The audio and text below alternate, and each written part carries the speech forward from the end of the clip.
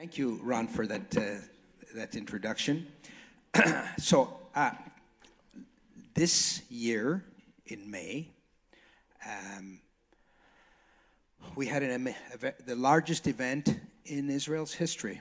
And I say the largest event because we had literally 1 billion television viewers seeing our beautiful country over 3 glorious, magical days. And the nice thing about the Giro d'Italia is a bike race. It's the second biggest bike race after the Tour de France. And there are 3 grand tours, the Tour de France, the Giro, and the Vuelta. None of them had ever left Europe before. Cycling is a very European sport.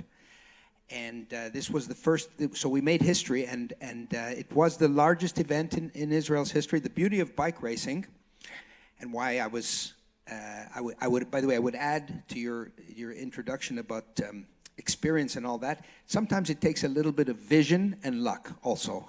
I would add to doing good things. So bike racing takes place outdoors. It's not like a football match or a soccer match where every stadium looks the same. So you could have, you know, the biggest, you could have the Super Bowl, which, by the way, the Super Bowl only had 114 million viewers, just to give you a size of the scale of the Giro, which 1 billion television viewers. So you could have the Super Bowl take place in a stadium, and last year it was in Minnesota.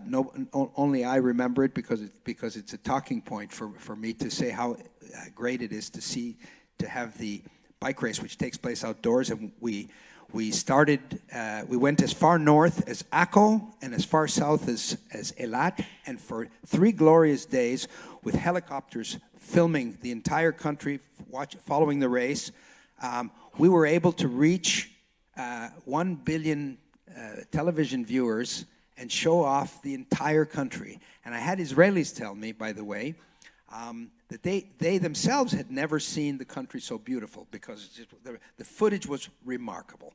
So it was a big event and a great success, and the world basically saw Israel from a completely different angle, right? So this was the beauty of it. We didn't see the problems on the roads with the infrastructure.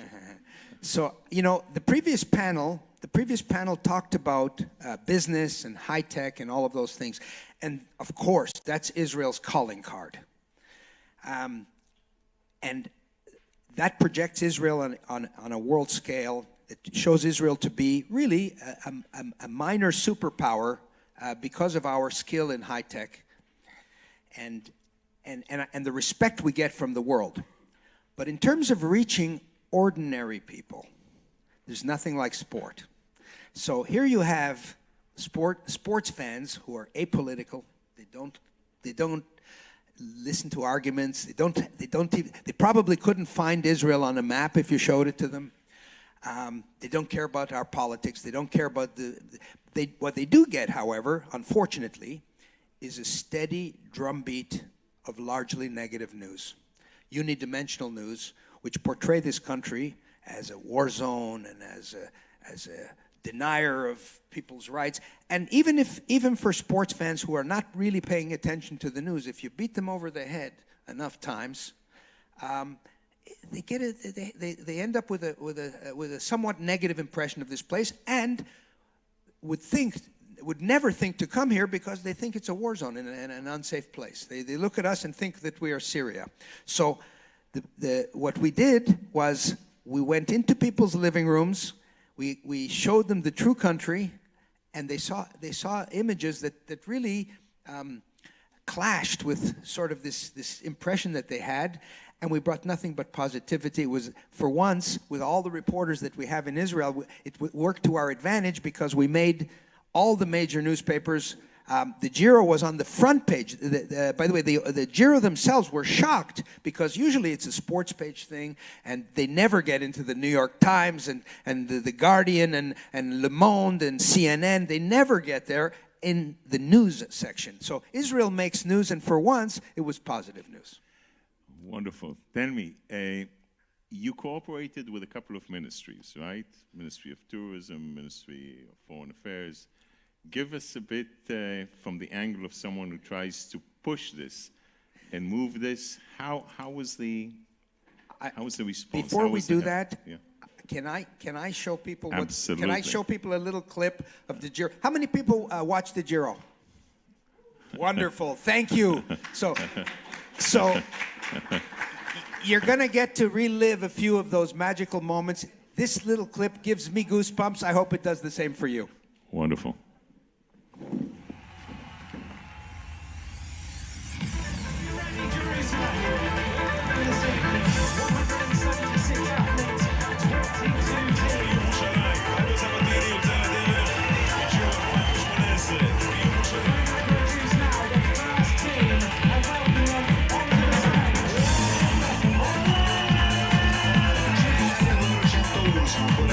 Italiana da Haifa a Tel Aviv, 167 chilometri.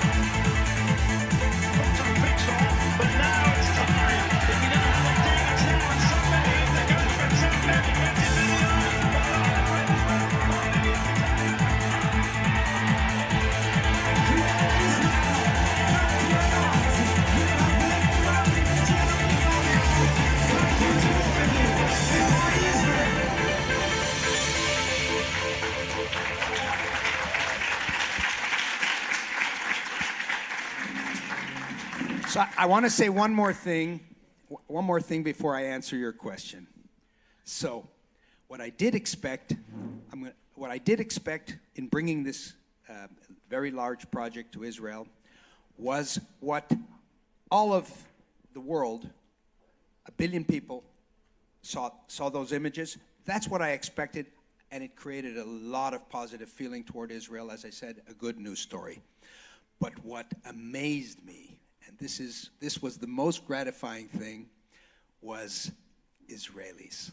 Israelis, many of you who raised your hands here, you probably never watched bike racing, never thought about bike racing, never heard of the Giro. I would say 98% of Israelis had never heard of the Giro before it came. But what an amazing country that 800,000 people came into the street. You saw them in that clip, and came to cheer on also the home team, Israel Cycling Academy, which I co-own with Ron Baron. Where is Ron? There he is, my partner up there. And cheer on the home team. What a great country. I was never more proud to be Israeli than to see how the Israelis instinctively understood. They didn't understand bike racing, but they understood that the world was watching, and look how proud we are. First of all, we all salute you. We all salute you because this is entrepreneurship. This is someone like you who has a vision, who has the energy and has the ability to move that dream into reality. Tell us how you did it. Look, first of all, I met the head of the Giro, Mauro Vegni, at the last stage of the 2016 Giro d'Italia. And we started talking about it, and when I mentioned about starting the race in Israel, he laughed. He laughed. He didn't think it was serious. But somehow I managed to persuade him to come to Israel. And when he walked around, and this is the beauty of a billion people, he walked around and like virtually all first-time visitors to Israel, he was completely impressed. He saw that this is a open, tolerant, inclusive, and mostly safe country that maybe he didn't expect. And once he did that, we began having serious discussions, and it took me about a year and a half of negotiations, which included being bounced around a bunch of ministries. So I'm going to ask you a few questions about the government in a second. Let's stick to your story. It sounds more optimistic. So, listen, you asked me about the government, right? And how private citizens can, bring events. This is teamwork. A private citizen, the Minister of Public Security forced my Giro team to sign for the roads. We owned the roads for 3 days in Israel because we had full control over the security, who was on the road, who was not on the road. And so a private citizen cannot do this by himself. It's too big a project, and it involves closing down sections of the country. And by the way, nobody in Israel complained for once, which was amazing. And so, of course, it involved several government ministries, and in particular the Ministry of Finance that was able to herd the cats, so to speak, and make sure... Just a second, this is breaking news. Look at this. Mr. Katarivas can't stop smiling. The Finance Ministry? I mean, God, Silvan, this is, yeah. So the Finance Ministry was actually very, very efficient, believe it or not. So thank you, and kol hakavod. And very helpful in getting all of the ministries to work together. And this is not a project that a private individual. This was a team effort. This was a partnership between private and governmental interests, and it worked. So I wanted to ask you, Ron, because of your vast experience as a diplomat and of course working for the government, what was your impression of the Giro, of the kind of project, of the kind of the name of this conference is Innovation and Diplomacy. What was your impression of the Giro?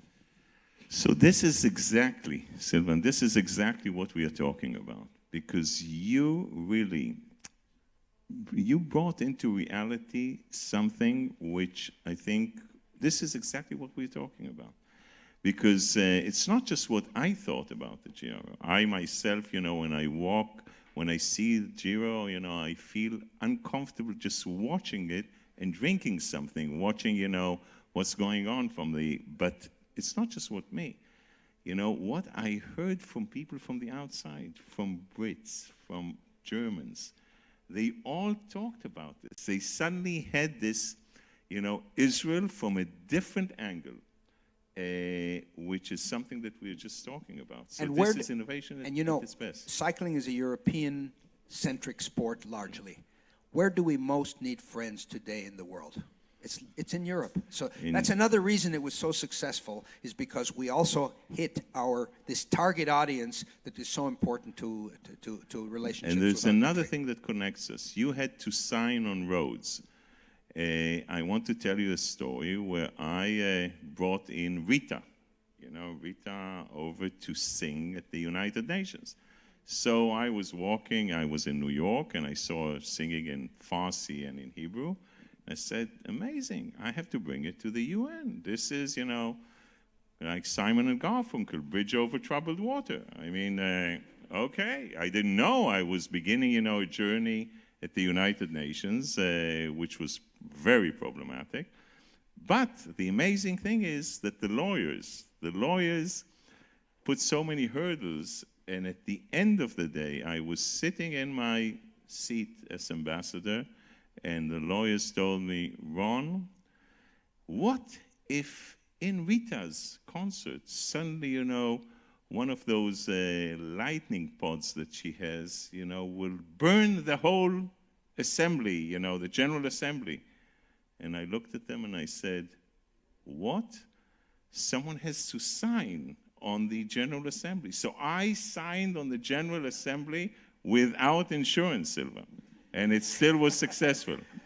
So this is important what you say, because as I mentioned, sports is a great tool to do this outreach. When I was describing the Giro to the ministers, I said, this is going to be a massive event. Israel's going to be shown in a very positive light all over the world. And by the way, there's a sporting event taking place as well. So it's a little bit like what you say. We can we can go out and use all kinds of sporting and cultural events, bring massive events here to Israel, and repeat this exercise. The Giro was proof of concept. Now when I talk to the ministers, they're asking me, Silvan, what are you going to do next? So what I have in mind is... That's what I was about to ask you. So here's what I have in mind. I'd like to start a fund which is government-supported, but largely financed by private interests. Now you're talking. And because, listen, and reach out to the worldwide Jewish community, including Israelis, and have philanthropists put money into this fund that brings a constant flow of big events to Israel. As I said, we went over the journalists into people's living rooms. We can do this over and over again. We're going to have the Eurovision Song Contest next May, which is fantastic. So Rita is fantastic. The Eurovision contest is fantastic. We can do this over and over again. And this is the initiative that I have brought to the government. Unfortunately, we're in elections now, so we may have to deal with the next government. But I think this is an important initiative to brand Israel, to show off the true Israel, the Israel that everyone in this room knows and experiences, that it's not a problematic country, and we don't live in a war zone, and you can wear flip-flops on the tayelet and play matkat in your Speedo, and everybody feels good, and Israel is a country that when people visit for the first time, as I said, they're almost universally surprised at how wonderful the country is. And the Giro, we brought 1 billion first-time visitors via their television sets.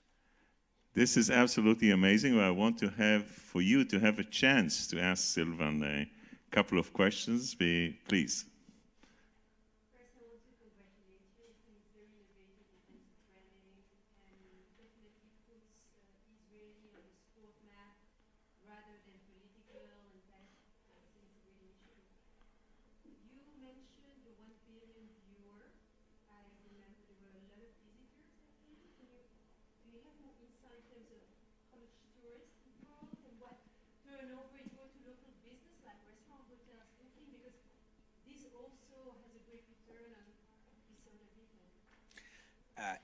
Excellent question, because we did have a lot of direct tourism to Israel. Israel had a record year in 2018 for tourism.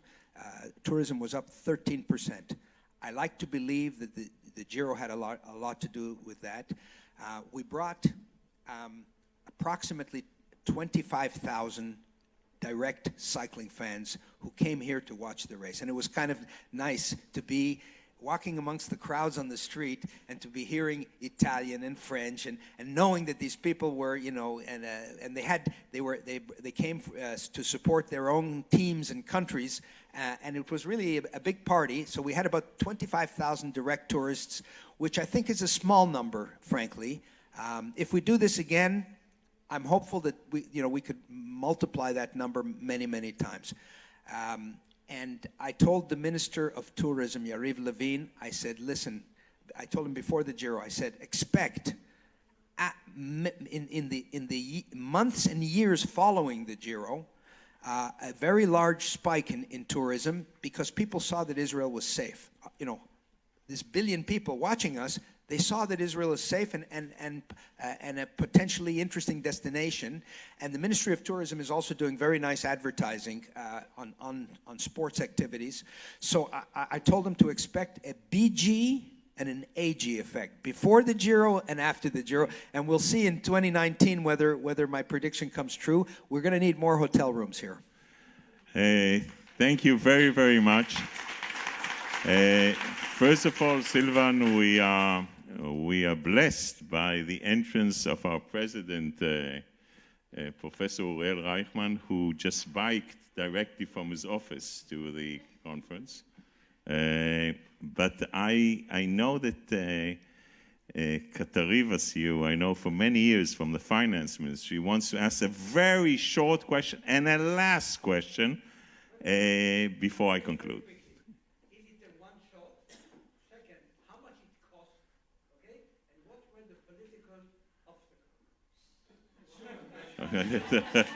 Just a second, this is a 3-day seminar.